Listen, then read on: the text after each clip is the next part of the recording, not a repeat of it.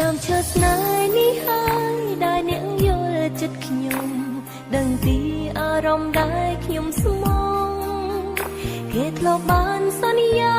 នាងចាំទាំងអង្គថាស្មងខ្ញុំអស់មួយជីវិតឲ្យដើមឈើស្នេហ៍អើយមិនដេចអ្នកប្រងើយម្ល៉េះដឹងទេខ្ញុំកំពុងខូចចិត្ត